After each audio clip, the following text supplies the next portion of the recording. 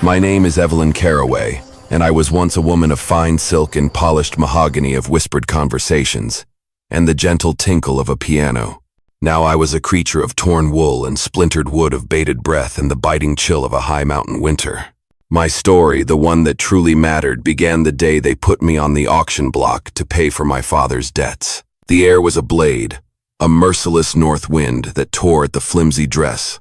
I wore a garment meant for a warm Boston summer, not the frigid heart of the Nevada Territory in December of 1867. Snow dusted the ground, a cruel blanket of white that made the rough wooden platform where I crouched feel like a slab of ice. Around me, the men were like a pack of wolves, their breath steaming in the cold, their faces chapped, and their eyes hard with appraisal.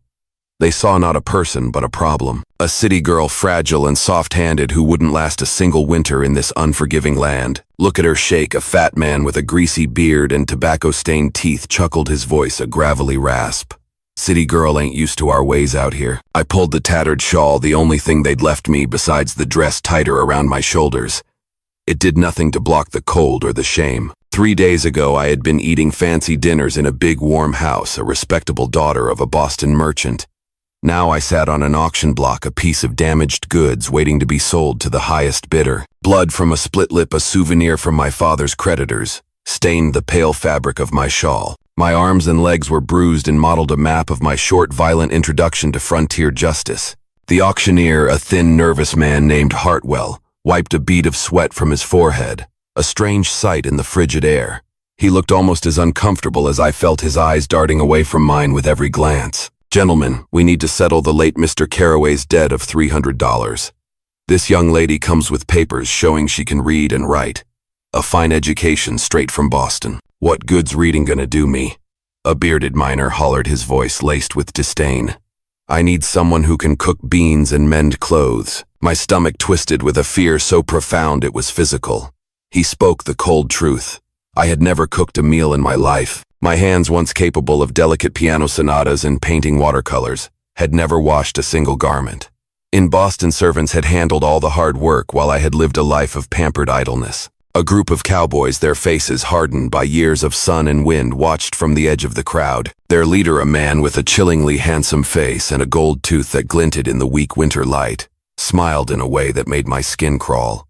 His name was Jeremiah Slade. I had heard whispers about men like him, men who bought women not for help, but for a life of silent despair behind saloon doors. The wind howled, whipping up a miniature vortex of snow and grit. I tasted dirt and despair on my lips. Everything here was dirty, the air, the buildings, the people. I wondered if I would ever feel clean again. My father. Oh, Papa.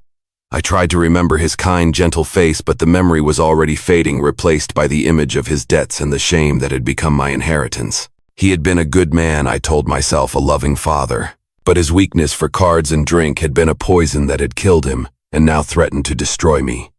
He had died in a wagon accident, leaving me with nothing but his gambling debts. An old woman with a face like withered leather pushed through the crowd, her eyes filled with a pity that stung more than any scorn. Poor child, she muttered, her voice raspy.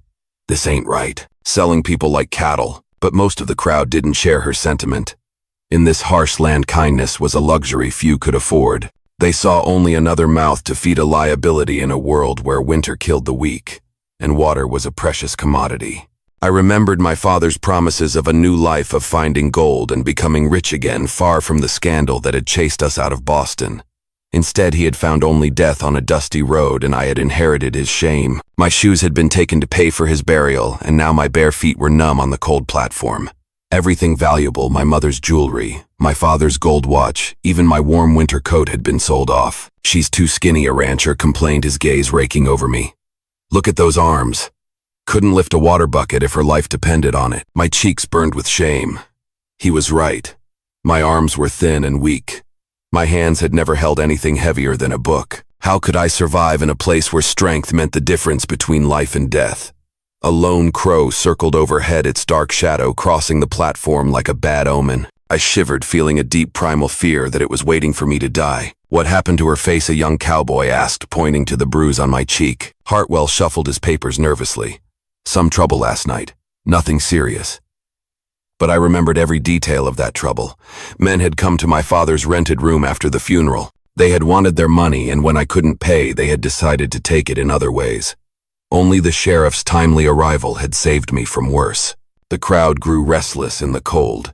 Horses stamped their feet, their breath like white smoke, and men pulled their hats lower to shield their faces from the wind. I sat perfectly still, afraid that any movement might draw more unwanted attention. A small boy stared at me with wide, curious eyes before his mother quickly pulled him back, whispering, "Don't look, Jimmy. It ain't proper." I wanted to tell that boy that I hadn't always been like this, that once I had worn silk dresses and danced at fancy parties, a life that now felt like a faded dream. The church bell in the distance chimed noon. My stomach growled with hunger. The men who held my father's debts had decided food was a luxury I couldn't afford. "Time to start the bidding," Hartwell announced, his voice cracking. "What am I offered for this young woman? She comes with a certificate of good character from her previous employer." The certificate was a lie, a final piece of fiction, in a life that had become a web of deception. A small dust devil, a strange anomaly in the snowy landscape, spun across the square, picking up papers and trash before disappearing into the white desert. I envied its freedom, its ability to go wherever the wind took it. The crowd muttered, but no voices called out with bids. I was a liability in a market that prized strength and usefulness above all else. My education was a weakness, not a virtue. Minutes passed like hours. The cold bit at my skin and my throat burned with thirst. I wondered if this was how my story would end, dying of shame on a wooden platform while strangers decided my fate. But somewhere in the crowd, unseen eyes watched me with an interest that was different from the others. I could feel it, a steady, calm gaze that was not predatory. Someone was making calculations, weighing risks and possibilities. The question was whether those eyes belonged to salvation or to something far worse. A man's deep voice cut through the mumbling like a knife through fresh snow. "I'll bid $50. Every head turned. I squinted against the glare of the snow, trying to see who had spoken. All I could make out was a tall shadow wearing a wide-brimmed hat, a figure of quiet authority. $50 was a fortune in this town, enough to buy a good horse or supplies for a month. Men whispered, wondering who would pay so much for a woman who looked like she might shatter in the next strong wind. Hartwell's face brightened with a mixture of hope and astonishment. $50. Do I hear 60? 55, another voice called out. It belonged to Jeremiah Slade. The man with the gold tooth sat on his black horse like a king on a throne, his smile, a cruel mask of amusement. I had heard the women whisper about Slade. He owned the Red Rose Saloon, where desperate girls served drinks and did other things that decent people didn't talk about. Their eyes were empty, their faces painted to hide a profound sadness. My hands began to shake. I knew what my life would become if he bought me. I would rather die. 75, the first voice said calmly. The crowd turned back to the shadowy figure. A few men stepped aside, and I got my first clear look at my potential buyer. He was older than Slade, perhaps 40, with sun-weathered skin and steady gray eyes.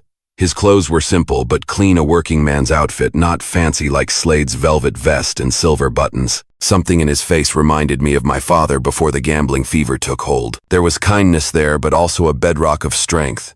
This was a man who had faced hardship and survived it. His name, I would later learn, was Gideon Thorne. 100. Slade countered, his smile widening.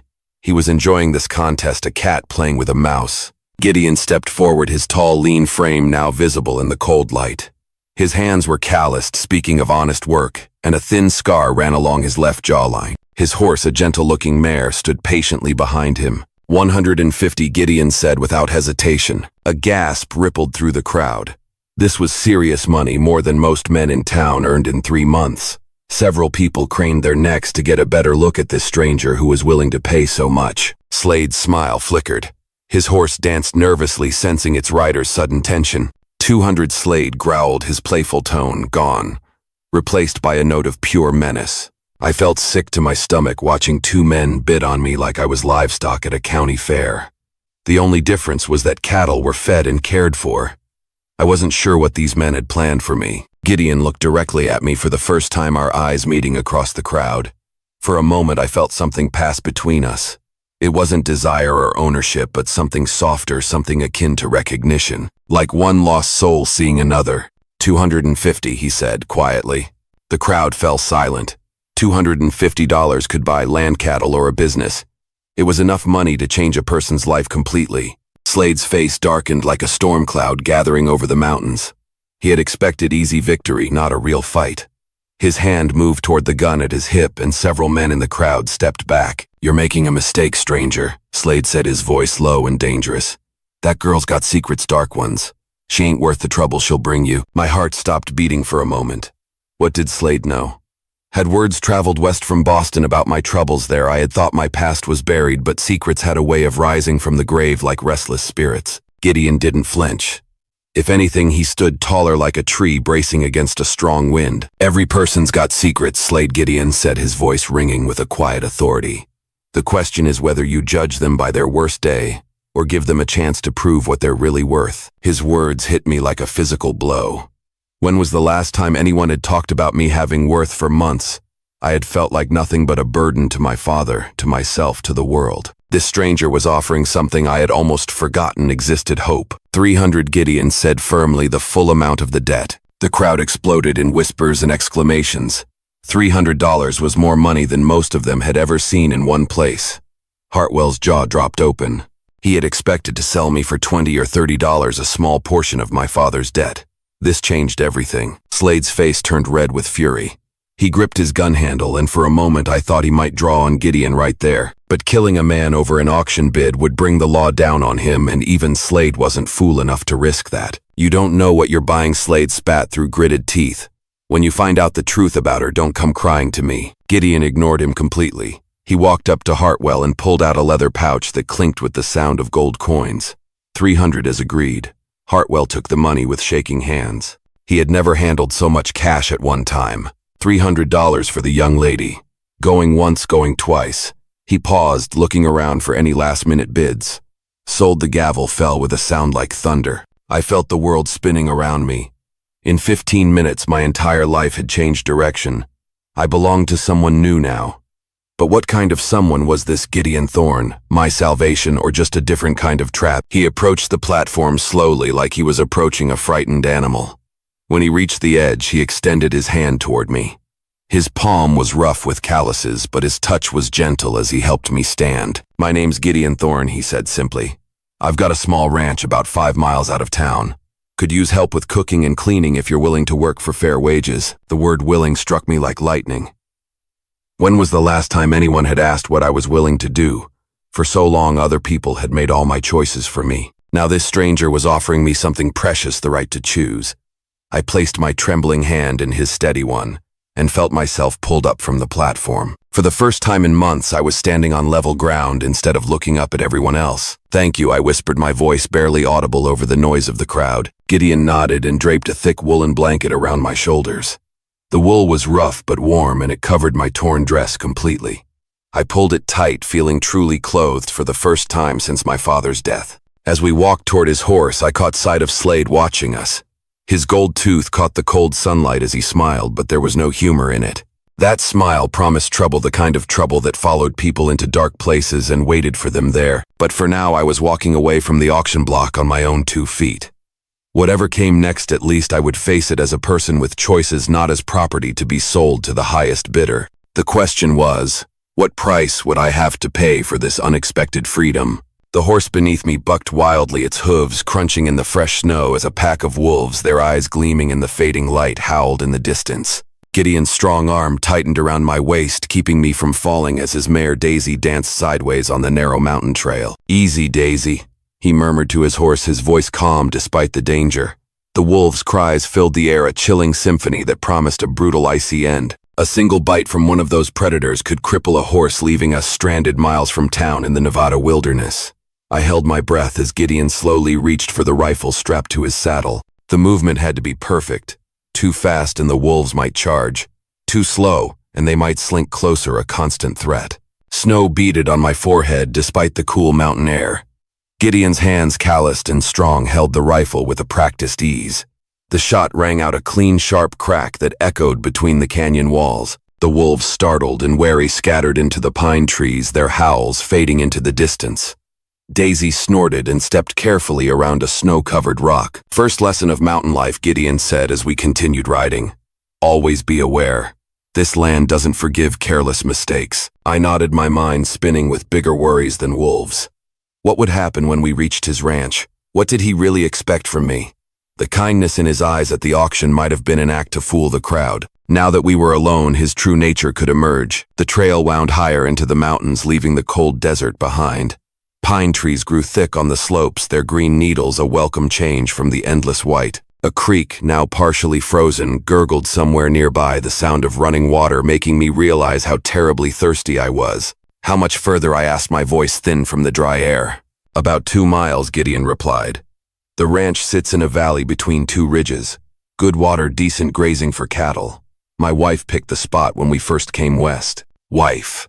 My stomach dropped like a stone down a well. Gideon had never mentioned being married. What kind of woman would allow her husband to buy another female at an auction? Was I being brought home as a servant or something worse? Your wife won't mind you bringing home a stranger, I asked carefully, my voice full of a dread I couldn't conceal. Gideon was quiet for so long that I wondered if he had heard my question. When he finally spoke, his voice carried a sadness that made my chest ache. Martha passed on 3 years ago. The fever took her and our daughter both in the same week. I've been living alone ever since. The pain in his words was so deep that I felt ashamed for suspecting him of evil intentions. This man had lost everything that mattered to him. Maybe loneliness had driven him to spend his life savings on a stranger from an auction block. The trail leveled out as we entered a green valley, a stunning sight against the backdrop of snow-covered ridges. A log cabin sat near the frozen stream with a barn and several smaller buildings scattered around it. Cattle grazed in a fenced pasture, their red and brown coats shining in the late afternoon sun. Chickens pecked at the frozen ground near the house, and a vegetable garden showed the neat rows of late-season plants now buried under a thin layer of snow. It looked like a picture from a storybook, the kind of peaceful home I had dreamed about during my long, frightening journey west. But I had learned not to trust first impressions.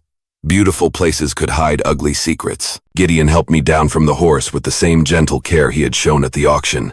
His hands never lingered where they shouldn't, and he stepped back as soon as my feet touched the ground. House needs a woman's touch, he said, almost apologetically.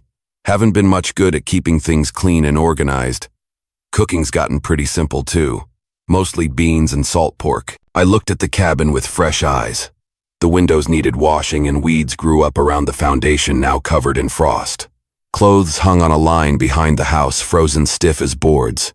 Gideon seemed lost when it came to household management. I should warn you, I said, twisting my hands nervously in the woolen blanket. I'm not very good at housework. Back home, we had servants who did the cooking and cleaning. I can read and write, and I know some French, but I've never cooked a meal or washed clothes. I waited for his disappointment for the moment he realized he had wasted his money on damaged goods.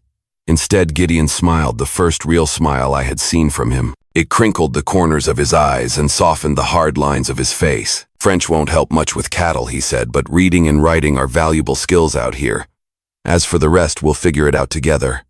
I wasn't born knowing how to ranch either. Had to learn everything the hard way. His acceptance hit me like warm sunshine after a long winter. When was the last time someone had been patient with my failures instead of angry about them? My father had loved me, but even he had grown frustrated with my helplessness during our journey west.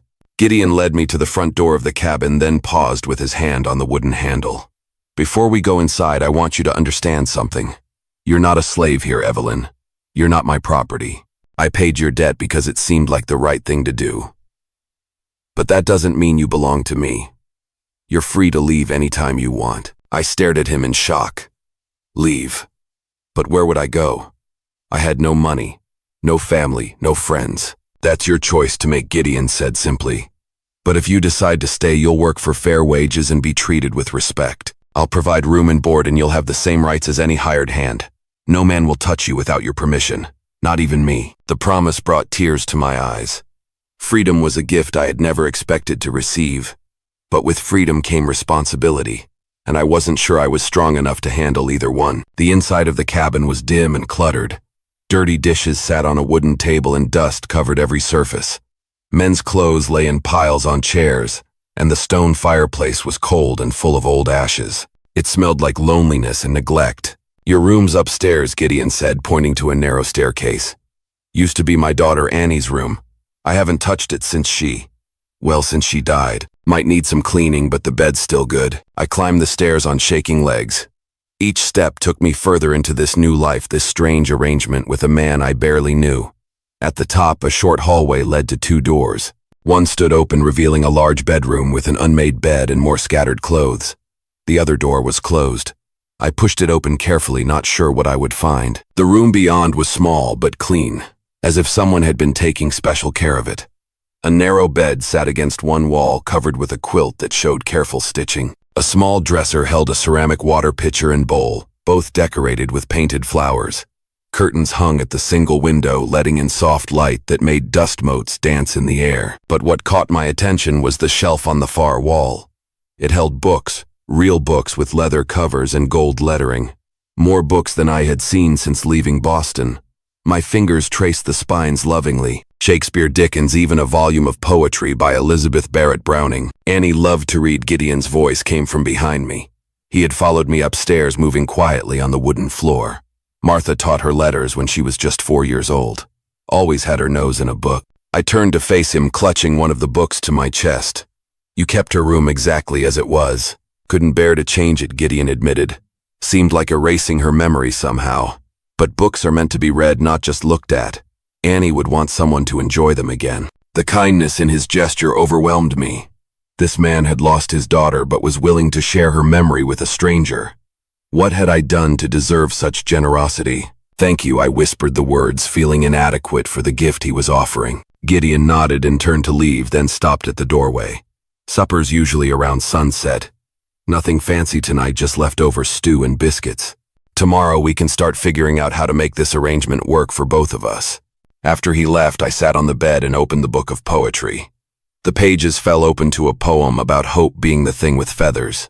I read the words over and over, letting them sink into my heart like water into dry ground. Outside my window, the sun was beginning to set behind the mountains. Golden light painted the valley in warm colors, and the sound of the creek mixed with the lowing of cattle in the distance. For the first time since my father's death, I felt something that might have been peace. But peace was a fragile thing in the Nevada territory. Even as I began to hope for a better future, dark clouds were gathering on the horizon. Jeremiah Slade had not forgotten his humiliation at the auction, and men like him had long memories when it came to revenge. The question was not whether trouble would come, but when it would arrive and what form it would take. The smoke rose from the Thorn Ranch like a black finger pointing at the sky, visible for miles across the Nevada Valley. I stood at the kitchen window, my hands shaking as I watched orange flames lick at the barn roof where Gideon stored his winter hay. "Fire!" I screamed, but Gideon was already running from the pasture where he had been mending a fence. His boots pounded across the snow-covered yard as he grabbed buckets and headed for the frozen creek. The cattle milled nervously in their pen, sensing danger in the air. I had never fought a fire before, but I knew what losing the barn would mean. Without hay for winter, the cattle would starve. Without cattle, the ranch would fail. Without the ranch, I would be homeless again, assuming we both survived the next hour. I grabbed the largest pot from the kitchen and ran toward the stream. The water was ice cold, making my hands ache as I filled the heavy pot. By the time I reached the barn, Gideon had already organized a bucket line with 3 of his neighboring ranchers who had seen the smoke. "Over here," shouted Tom Bradley, a grizzled old cowboy who owned the spread to the north. Fires spreading to the loft. I threw my pot of water at the flames, but it seemed as useless as spitting at a hurricane. The fire roared like a living thing, hungry and angry and growing stronger with every second. Heat battered my face until I could barely keep my eyes open. "The wind's picking up," Gideon yelled over the noise. "If it reaches the house, we'll lose everything." For 2 hours we fought the blaze, passing buckets until our arms screamed with pain. My dress was soaked with water and sweat, and my hair had come loose from its pins. Smoke filled my lungs, making me cough until my chest ached. Just when it seemed the fire might win, the wind shifted direction. The flames turned back on themselves, and the bucket brigade finally began to make progress. By sunset, only smoking ruins remained where the barn had stood that morning. I collapsed on the ground next to the stream, too exhausted to stand. My hands were blistered from the hot bucket handles, and my face felt sunburned from the heat, but we had saved the house and most of the animals. Gideon sat down beside me, his shirt torn and his face black with soot. "You did good today," he said simply. "A lot of women would have run inside and hidden." "I thought about it," I admitted. "But this is my home now, too. I couldn't just watch it burn." The word home surprised me. When had I started thinking of the ranch that way? 3 weeks ago, I had been ready to run at the first sign of trouble. Now I was willing to fight fires to protect it. Tom Bradley walked over, slapping ash from his hat. "Mighty strange how that fire started," he said, looking meaningfully at Gideon. No lightning today, and you're too careful to leave hot coals lying around. Someone set this fire on purpose. My blood turned to ice water. Who would do such a thing? Same kind of man who'd burn out a neighbor for spite, Tom replied. Or because he didn't get what he wanted at an auction. Gideon's jaw tightened, but he said nothing. I could see him thinking, putting pieces together in his mind. The fire had started in the hayloft, far from any natural cause. Someone had climbed up there with matches or a torch. Someone who wanted to hurt Gideon Thorne specifically. Slade, I whispered. Can't prove it, Gideon said. But I'd bet my last dollar you're right. That night I lay awake listening to every sound outside my window, every hoot of an owl, every rustle of wind in the trees. It made me wonder if danger was creeping closer. Slade had shown what he was willing to do when crossed. What would he try next? The answer came 3 days later when I rode into town with Gideon to buy supplies for rebuilding the barn. Word had spread about the fire, and people stared at us with a mixture of sympathy and fear. Everyone knew Slade's reputation, and nobody wanted to be his next target. At the general store, the owner, Mr. Patterson, served us quietly but kept glancing toward the window. Finally, he leaned across the counter and spoke in a low voice. Slade's been asking questions about your lady friend Thorne. Wants to know where she came from. What brought her west, offered good money for information. I felt sick to my stomach. I had hoped my past was buried in Boston, but Slade was digging it up like a dog looking for bones. What would happen if he discovered the truth about Charles Whitman and the embezzlement charges? What kind of questions, Gideon asked, about her family, her background, whether she's running from the law.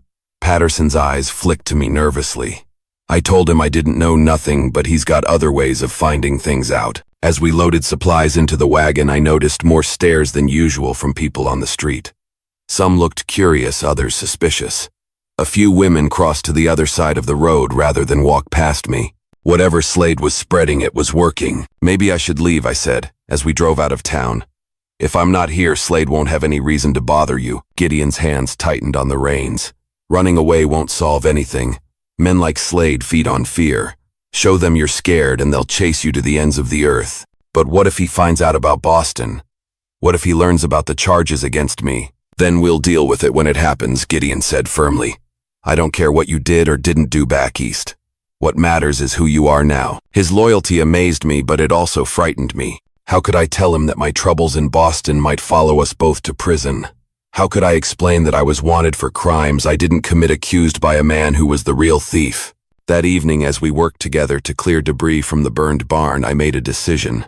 Gideon deserved to know the truth, even if it meant losing the only home I had found since my father's death. There's something I need to tell you. I began setting down my shovel. Before I could continue, the sound of hoofbeats interrupted my words. 3 riders approached the ranch, silhouetted against the sunset. Even from a distance, I could see the glint of a gold tooth in the lead rider's smile. Jeremiah Slade had come calling. And this time he wasn't alone. Get in the house, Gideon said quietly, his hand moving toward the rifle leaning against the fence post. But I didn't move. I had run from confrontation in Boston, run from scandal and shame, and the consequences of speaking truth to power. Tonight I would stand my ground, even if it destroyed me. The riders drew closer, and I could see that Slade's companions were the kind of men who settled disputes with bullets rather than words. Whatever Slade had discovered about my past, he was confident enough to bring muscle to back up his threats. Evening, Thorne, Slade called out, his voice carrying false friendliness. Heard you had some trouble with a fire. Terrible shame about your barn. Gideon's knuckles were white where he gripped his rifle. What do you want, Slade? Just to have a friendly conversation with your house guests, Slade replied, his eyes fixed on me. See, I've been doing some investigating, and I found out some very interesting things about Miss Evelyn Caraway. Or should I say Miss Rebecca Morrison? Or maybe Miss Elizabeth Hayes. She's got more names than a traveling salesman. My heart stopped beating. Slade had been busy during the past 3 weeks, and his efforts had paid off. My carefully constructed new identity was crumbling like a house built on sand. Turns out our refined young lady is wanted back east for embezzlement. Slade continued, savoring each word like candy. $5,000 stolen from her employer. According to the wanted posters, that's a hanging offense in some territories. The words hit me like physical blows. Slade had found Charles Whitman's lies and believed them just as everyone in Boston had. Once again, I was trapped by accusations I couldn't prove false. But this time I wasn't alone. Gideon stepped forward, placing himself between me and the mounted men. His rifle was still pointed at the ground, but his message was clear. "I don't care what papers you're waving around," Gideon said. "This is my land and she's under my protection." Slade's smile widened, showing those gold teeth that caught the last rays of sunlight. "Protection won't help her when the federal marshals come calling. And they will come, Thorn. I've already sent word to Denver about your little fugitive." I felt the walls closing in around me once again. Just when I had begun to hope for a peaceful life, the past had reached out with bloody claws to drag me back into a nightmare. But as I looked at Gideon's determined stance, at the way he was willing to face down 3 armed men to defend me, I realized something had changed. I was no longer the helpless girl who had run from Boston in shame and terror. I was ready to fight back. The blizzard struck 3 days before Christmas, turning the Nevada mountains into a white prison that trapped Gideon and me together in the ranch house. Snow piled against the windows like ghostly fingers trying to claw their way inside, and the wind howled through the canyon with voices that sounded almost human. I stood at the kitchen stove stirring a pot of beans that would have to last us another week if the storm didn't break soon. Our supplies were running dangerously low, only enough flour for 2 more days of bread, and the last of the salt pork hanging in the cold cellar. But food wasn't our biggest worry. "Storm's getting worse," Gideon said, shaking snow from his coat as he came in from checking the animals. Ice crystals clung to his eyebrows and his face was red with cold. "Lost 3 more cattle overnight. Found them frozen solid against the north fence." My heart sank. Each dead cow represented money we couldn't afford to lose, especially with the barn still half rebuilt from Slade's fire. Winter was proving to be our cruelest enemy, yet worse than any human threat we had faced. But it wasn't the storm outside that frightened me most. It was the storm brewing inside the cabin. For 2 weeks, ever since Slade's visit, Gideon and I had been dancing around the truth like wolves circling a campfire. I knew he was waiting for me to explain the accusations Slade had made. He knew I was hiding something that could destroy us both.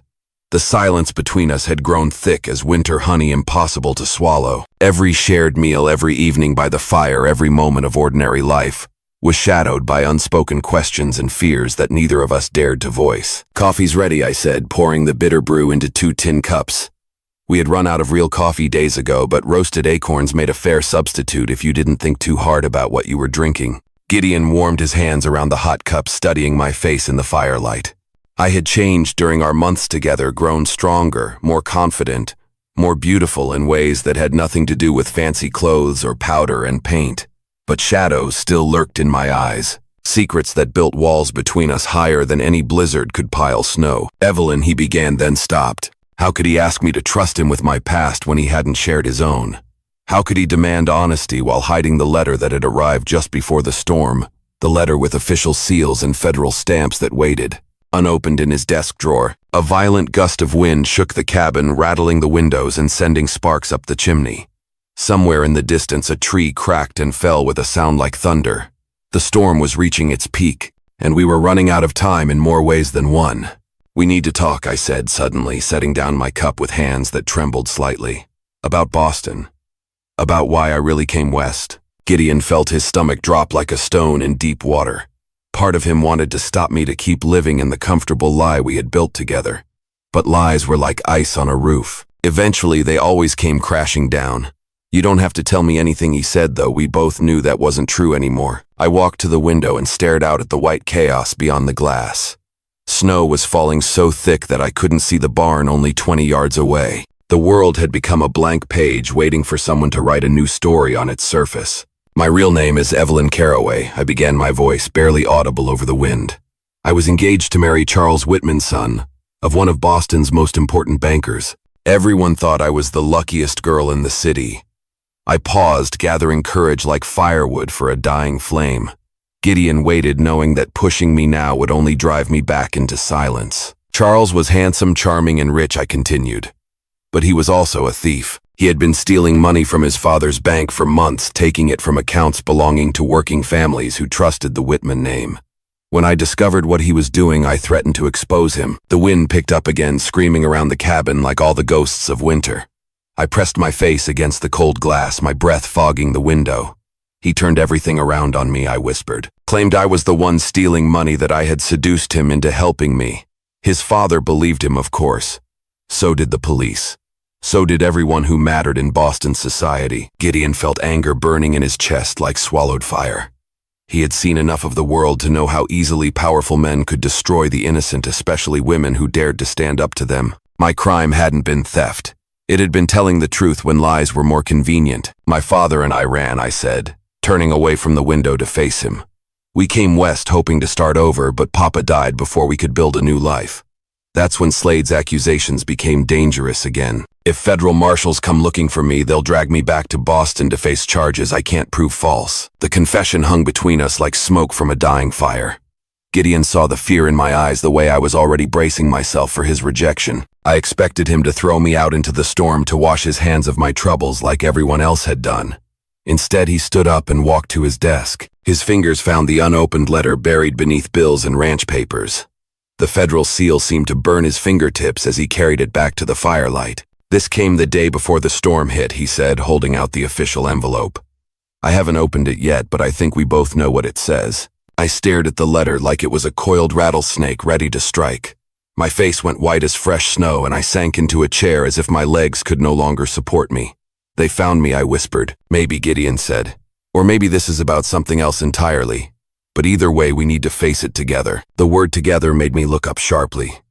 You still want me here, even knowing what I'm accused of? Gideon knelt beside my chair, taking my cold hands in his warm ones. I've watched you work for months, Evelyn. I've seen your character in 100 small ways. You're not a thief. You're one of the most honest people I've ever known. Tears ran down my cheeks like melting snow. But what if they don't believe that? What if they take me away? Then we'll fight, Gideon said simply. We'll find a way to prove your innocence. But first we need to see what that letter actually says. I nodded, wiping my eyes with the back of my hand. Open it. Gideon's fingers worked at the official seal, breaking the red wax that held secrets inside. The paper crackled as he unfolded it, and firelight danced across words that would change everything. But before he could read the contents aloud, another sound cut through the storm, the distant ringing of a bell from the direction of town. Someone was riding through the blizzard, risking death to reach the ranch with urgent news. Gideon and I looked at each other, both thinking the same thought. The federal marshals had arrived in town, and not even the worst storm in 20 years would stop them from collecting their prisoner. The ringing grew louder, coming closer through the white chaos outside. Soon we would know whether my past had finally caught up with me, or whether the storm had brought a different kind of danger to our door.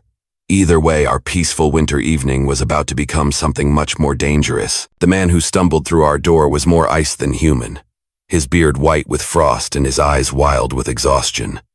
Doctor, Samuel Hayes collapsed onto the cabin floor, gasping for breath that came out in great clouds of vapor. Federal marshals, he wheezed between desperate gulps of air. 3 of them rode into town this morning looking for a woman named Evelyn Caraway. I felt the world tilt sideways like a ship in a storm. After months of dreading this moment, my worst nightmare had finally arrived. The law had tracked me across half the continent, following a trail of lies that led straight to Charles Whitman's door. Gideon helped Dr. Hayes to a chair by the fire and pressed a cup of hot coffee into his frozen hands. Why did you risk riding out in this storm to warn us? Because I know something about those marshals, Dr. Hayes said, his voice growing stronger as warmth returned to his body. The leader is Marshal John Crawford. He's got a reputation for bringing in his prisoners dead as often as alive. Doesn't much care about innocence or guilt, just wants his reward money. My blood turned to ice water. I had heard stories about bounty hunters who wore federal badges, men who cared more about collecting fees than serving justice. If Crawford was that kind of marshal, my chances of surviving a trip back to Boston were slim to none. There's more, Dr. Hayes continued, glancing nervously between Gideon and me. One of Crawford's men was asking specific questions about you, Miss Evelyn. New details about your father's death, about the auction, even about your work here at the ranch. Someone's been feeding them information. I didn't need to hear the name spoken to know who had betrayed me. Jeremiah Slade had been planning this moment ever since Gideon outbid him at the auction, gathering evidence and building a case like a hunter setting snares. How long before they reached the ranch, Gideon asked. Storm's slowing them down, but they're determined, Dr. Hayes replied. I'd guess they'll be here by morning. Maybe sooner if the wind dies down. I stared into the fire, watching flames dance like tiny devils celebrating my doom. I had perhaps 8 hours of freedom left before spending the rest of my life in prison or worse. The unfairness of it all made me want to scream until my voice gave out. We could run, I said quietly. Take the horses and head deeper into the mountains. Hide until spring, then try to reach California. Gideon shook his head. You'd die in this storm before you got 5 miles. Besides, running would just prove you're guilty in everyone's eyes. But I can't prove I'm innocent. My voice cracked with desperation. Charles destroyed any evidence that might have helped me. It's his word against mine, and he's got all the power. Dr. Hayes leaned forward in his chair, the firelight revealing a face creased with deep thought. What if there was another way? What if we could turn the tables on these marshals? What do you mean? Gideon asked. I've been thinking about this ever since they rode into town, Dr. Hayes said. Something doesn't feel right about their story. Real federal marshals don't usually travel in blizzards to arrest someone for embezzlement. They'd wait for better weather, especially when the accused is a woman with no history of violence. I felt a flicker of hope, small as a candle flame but growing brighter. You think they might not be real marshals? It's possible, Dr. Hayes said. Easy enough to buy fake badges and papers if you know the right people. And Charles Whitman certainly has the money to hire private men to do his dirty work. The idea hit me like lightning. What if this wasn't an official arrest at all, but a kidnapping disguised as law enforcement? What if Charles was so desperate to silence me that he had hired thugs to drag me back to Boston outside the legal system? Even if they're fake, they still have guns, Gideon pointed out. 3 armed men against the 3 of us doesn't sound like good odds. 4 of us, Dr. Hayes corrected. I didn't ride out here just to warn you. I came to help fight. I looked at both men with amazement. Dr. Hayes barely knew me, yet he was willing to risk his life to defend me. Gideon had even more to lose: his ranch, his reputation, his freedom. But he never hesitated to stand by my side. Why? I asked. Why are you both willing to do this for me? Dr. Hayes smiled sadly. I had a daughter once. She was accused of stealing medicine from my office medicine I had given her to help sick children whose families couldn't pay. The accusations destroyed her reputation and broke her spirit. She died of a fever the following winter, and I've always believed it was really heartbreak that killed her. Gideon's answer was simpler. Because it's the right thing to do. Because you're worth fighting for. His words wrapped around my heart like warm blankets on a cold night. For so long I had felt worthless, damaged, unwanted. Now these 2 good men were ready to risk everything to prove my value, not just to the world, but to myself. What's your plan? I asked. Dr. Hayes grinned, and for a moment he looked years younger. Well, first we need to examine that letter Gideon received. If it's really from federal authorities, we'll know these marshals are legitimate. If not, Gideon picked up the unopened letter from where he had dropped it when Dr. Hayes arrived. His hands shook slightly as he unfolded the official-looking document and held it up to the firelight. The silence stretched like a held breath as he read the contents. I watched his face for clues, searching for any sign of hope or despair. Finally, he looked up with an expression I couldn't quite read. It's not about you at all, he said slowly. It's a notice that my brother died in Denver last month. Left me his share of a silver mine. I felt dizzy with relief and confusion. Then the marshals aren't here officially. Doesn't look like it, Gideon said. Which means Dr. Hayes is right. They're probably hired guns pretending to be lawmen. That gives us an advantage. Real marshals would have legal authority to search the ranch and arrest you, Dr. Hayes said. But kidnappers have to rely on force and intimidation. If we can expose their deception, we turn them from hunters into hunted. I finished his thought, understanding dawning like sunrise after a long night. And they won't expect us to fight back. Outside, the storm was beginning to weaken. The wind no longer screamed around the cabin, and the snow was falling more gently. Soon the fake marshals would be able to make their way up the mountain trail, expecting to find a helpless woman ready to surrender to their authority. Instead, they would find a trap waiting for them, and 3 people who had decided to fight back against injustice, no matter what the cost might be. I felt something new growing inside my chest, something I hadn't experienced since the nightmare began in Boston. For the first time in months, I wasn't running from my problems. I was preparing to face them head-on with friends who believed in my innocence standing by my side. The question now was whether our plan would be enough to defeat men who had money, weapons, and the advantage of surprise on their side. Gunfire exploded across the snowy valley as the 3 fake marshals rode into Gideon's carefully planned trap, their horses rearing and screaming in terror as bullets whistled over their heads from hidden positions around the ranch. "Drop your weapons," Gideon shouted from behind the overturned wagon where he had taken cover. "You're surrounded." The lead rider, a tall man with a silver badge pinned to his coat, wheeled his horse in a circle trying to spot the shooters. "We're federal marshals on official business. Stand down or face charges of interfering with justice." but his voice carried the wrong accent for a government man, and his badge caught the morning sunlight in a way that revealed cheap metal instead of real silver. Dr. Hayes had been right. These were hired guns playing dress-up, not lawmen at all. I crouched behind a pile of firewood near the house, my heart hammering like a woodpecker against a tree. In my hands I held Gideon's old hunting rifle. Though I had never fired a gun in my life, the weight of it felt strange and dangerous, like holding a sleeping snake that might wake up at any moment. The plan had seemed simple when we discussed it by firelight: let the fake marshals ride into the ranch yard, then surround them and force them to reveal who had hired them. But plans had a way of falling apart when bullets started flying, and I was beginning to understand why Gideon had looked so worried when dawn broke clear and cold. "There's only 3 of them," Dr. Hayes called from his position behind the barn. "Same as us. We can take them if we stick to the plan." The second rider, a stocky man with a black beard, swung his rifle toward the sound of the doctor's voice. His shot splintered wood from the barn wall, sending splinters flying like angry wasps. "Doctor." Hayes ducked lower, his face pale but determined. "Last warning," the leader shouted. "Send out Evelyn Caraway and nobody else gets hurt." I felt ice in my veins at hearing my real name spoken aloud. These men knew exactly who they were looking for, which meant Charles Whitman had indeed sent them. The question was whether they planned to take me back alive, or simply eliminate the threat I represented to his reputation. Gideon fired a warning shot that kicked up snow near the lead horse's feet. "Show us your federal warrant. Prove you have legal authority here." "Don't need to prove nothing to you," the bearded man snarled. "We know she's here, and we're taking her back to Boston to face justice."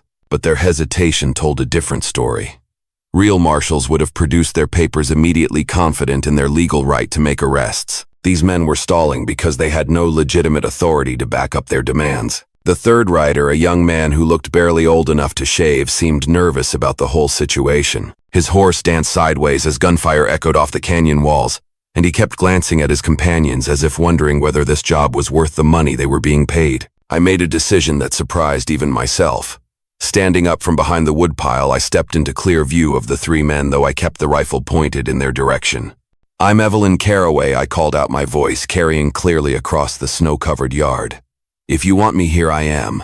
But first, you're going to answer some questions." The leader's eyes fixed on me with the hungry look of a wolf spotting wounded prey. "There's no need for questions, miss. Just come along peaceful-like and nobody gets hurt." "Whose money are you spending?" I demanded. "Who paid you to come after me?" The young rider shifted uncomfortably in his saddle. "We're federal marshals, ma'am. We don't get paid by private parties." "Then show me your commission papers," I shot back. "Real marshals carry official documents signed by judges. Where are yours?" The silence that followed was more revealing than any confession. These men had badges and guns, but they lacked the one thing that would make their authority real, proper legal papers. Dr. Hayes emerged from behind the barn, his own rifle trained on the bearded man. "I've seen real federal marshals, boys. They don't ride in winter storms for embezzlement cases. They don't threaten innocent ranchers, and they sure don't work for private citizens with grudges to settle." The leader's face darkened like storm clouds gathering over the mountains. "You're making a big mistake, old man. Interfering with federal business is a hanging offense. So is impersonating federal officers," Gideon replied, moving closer with his rifle ready. "Which is what you 3 are doing. Question is, do you want to face those charges in a real court? Or would you rather tell us who hired you and ride away quietly?" For a moment, the standoff balanced on a knife's edge. I could see the calculations running through each man's mind. Was the money worth risking their lives? Did they really want to start a shooting war over one woman's freedom? The young rider made the decision for all of them. "This ain't worth dying for," he said, lowering his weapon. "Lady, I don't know what you did back east, but it ain't worth getting killed over." "Shut up, Jimmy," the leader hissed. "We got a job to finish." But Jimmy was already turning his horse toward the trail that led back to town. "Find yourself another fool. I signed up to arrest a criminal, not fight a war." As Jimmy rode away, the balance of power shifted dramatically. 2 against 3 were much better odds, especially when one of the 2 remaining fake marshals was clearly having second thoughts about the whole enterprise. The bearded man looked at his leader uncertainly. "Maybe we should think about this, Crawford. These folks are ready to fight, and Jimmy's right. We ain't getting paid enough to die." Crawford, if that was his real name, seemed torn between greed and self-preservation. I could see him weighing his options, trying to decide whether to cut his losses or double down on a losing hand. "Charles Whitman's paying you," I said, pressing my advantage. "He hired you to bring me back to Boston, probably with orders to make sure I never arrive alive." But Charles made one big mistake. He underestimated what people will do to protect someone they care about. The truth of my words hit home like arrows finding their target. Crawford's face twitched with rage at having his employer named so directly, while the bearded man began to look genuinely frightened. "You don't know what you're talking about," Crawford said, but his voice lacked conviction. "I know Charles is desperate," I continued. "I know he's stolen thousands of dollars from his father's bank, and he's running out of time before someone discovers the truth. I know he needs me dead or silenced to protect his precious reputation." Dr. Hayes stepped closer, his rifle never wavering from its target. "Here's what's going to happen, boys. You're going to drop your weapons. Tell us exactly who hired you and how much you were paid. And then you're going to ride out of this territory and never come back." "And if we refuse?" Crawford asked. Gideon's smile was as cold as the winter wind. "Then we tie you up and drag you to the real federal marshal in Carson City. Let you explain to him why you're carrying fake badges and threatening innocent citizens." The choice was simple: confess and leave, or face real justice for real crimes. Even Crawford could see that the game was over. But desperate men do desperate things. His hand moved toward his gun, with lightning speed, gambling everything on one final roll of the dice. The wedding dress lay spread across my bed like captured moonlight, its ivory silk shimmering in the morning sun that streamed through my bedroom window. 6 months had passed since the confrontation with Crawford and his men, and the Nevada territory had transformed from a place of fear into a land of hope. I traced the delicate lace trim with trembling fingers, hardly believing this day had finally arrived. Tomorrow I would marry Gideon Thorne, not because I owed him a debt or needed his protection, but because I loved him with all my heart. The difference mattered more than I could ever explain. A gentle knock at my door interrupted my thoughts. "Come in," I called, expecting to see Gideon, or perhaps Mrs. Patterson from town, who had been helping with wedding preparations. Instead, a stranger stepped into the room, a well-dressed woman with graying hair and kind eyes that looked familiar in a way I couldn't quite place. The woman carried herself with the confidence of someone accustomed to respect, yet her smile held genuine warmth. "Miss Carraway, I'm Margaret Whitman. I believe you knew my son Charles." My blood turned to ice. Charles Whitman's mother stood in my bedroom the day before my wedding, a ghost from a nightmare I thought was finally over. My first instinct was to run, but there was nowhere to go. My second was to call for help, but something in the older woman's manner made me hesitate. "Please don't be frightened," Margaret said, closing the door softly behind her. "I haven't come to cause trouble. I've come to apologize." "Apologize?" My voice came out as barely a whisper. Margaret moved closer, her eyes taking in the wedding dress and the simple but cheerful room. "For my son's lies, for the pain he caused you, for the fact that it took me far too long to discover the truth about what really happened in Boston." I sank into the chair by my window, my legs suddenly too weak to support me. "You know the truth. I know Charles has been stealing from the bank for over 2 years," Margaret said, her voice heavy with shame. "I know he tried to blame you when you discovered his crimes. I know he hired those men to bring you back, or worse." The words hit me like physical blows. After months of wondering if anyone would ever believe my innocence, here was validation from the one person whose opinion mattered most, the mother of the man who had destroyed my life. "How did you find out?" I asked. Margaret pulled a leather folder from her traveling bag. "Charles made a mistake last month. He tried to steal from an account belonging to Judge Harrison, a man who pays very close attention to his finances. When the judge demanded an investigation, Charles panicked and tried to run." She opened the folder and spread papers across my small table, bank records, forged signatures, and accounting ledgers that told the story of systematic theft stretching back years. "He confessed everything when they caught him," Margaret continued, "including what he did to you, the false accusations, the bribes to officials, even hiring those men to track you down. He's in prison now, awaiting trial for embezzlement and conspiracy." I stared at the papers that proved my innocence, hardly daring to believe they were real. For so long I had carried the weight of false accusations like chains around my soul. Now those chains were finally broken. "Why did you come all this way to tell me?" I asked. Margaret's eyes filled with tears. "Because you were going to be my daughter-in-law once. Because I failed to see what kind of man my son really was. Because you deserved better than the pain he caused you." She reached into her bag again and pulled out a small velvet box. Inside lay a string of pearls that caught the sunlight like captured raindrops. "These belonged to my mother and her mother before that," Margaret said. They were meant to be Charles's wedding gift to his bride. Since that will never happen now, I thought perhaps you would accept them. My hands shook as I lifted the pearls from their velvet nest. They were more beautiful than anything I had ever owned, but their real value lay in what they represented: acceptance, forgiveness, and the acknowledgement of my worth. They're beautiful, I whispered, but I don't deserve. You deserve everything good this world has to offer, Margaret interrupted firmly. You showed courage when it would have been easier to stay silent. You stood up for what was right even when it cost you everything. That kind of character is rarer than pearls. A commotion outside drew our attention to the window. Gideon was leading a group of men in setting up tables and benches for tomorrow's wedding celebration. The whole town had been invited, including many of the same people who had watched me sold at auction just 1 year ago. He's a good man, Margaret observed, watching Gideon direct the preparations with quiet authority. You can see it in how he treats people, how they respond to him. Charles could have learned something from a man like that. I nodded, my heart swelling with love and gratitude. He saved me in more ways than one. Not just from Slade and Crawford, but from believing I was worthless. You were never worthless, Margaret said gently.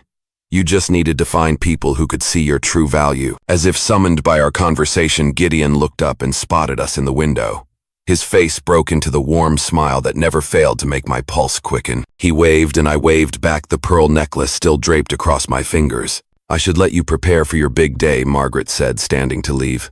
But before I go, there's one more thing. She pulled out an official-looking document with legal seals and signatures. A full pardon from the governor of Massachusetts, clearing your name of all charges. Charles's confession made it possible. You're free to go anywhere, be anyone you choose. I took the pardon with hands that trembled with emotion. Freedom was a gift I had never expected to receive. Yet here it was offered not through my own efforts, but through the power of truth finally revealed. Thank you, I said, the words carrying the weight of months of fear and uncertainty. You don't know what this means to me. Margaret smiled and kissed my forehead like a mother blessing her child. I think I do. Now wear those pearls tomorrow and be happy. You've earned it. After Margaret left, I sat alone with my wedding dress and my pearls and my official pardon. A year ago, I had been sold like property to pay a debt. Tomorrow, I would marry a man who saw me as a treasure beyond price. The irony wasn't lost on me. I had found my true worth not in the eyes of Boston society or in legal documents declaring my innocence, but in the love of good people who valued me for who I really was. Gideon had bid $300 for my freedom, but what we had built together was worth more than all the gold in California. As the sun set behind the Nevada mountains, painting the sky in shades of gold and purple, I began to understand that some endings were really beginnings in disguise. My story hadn't ended on an auction block in shame and fear. It had begun there with a stranger's act of kindness that grew into something beautiful and lasting. Tomorrow I would wear ivory, silk, and pearls, but today I was already clothed in something more precious than any earthly treasure: the knowledge that I was loved, valued, and finally truly free. The girl who had been bought was about to become a woman who chose her own destiny, and that transformation was worth more than any price ever paid at auction. Enjoying these epic Wild West stories? Hit subscribe for more gripping tales of bravery, conflict, and unexpected heroes. Now tap the video on screen to experience a story with a twist you'll never forget.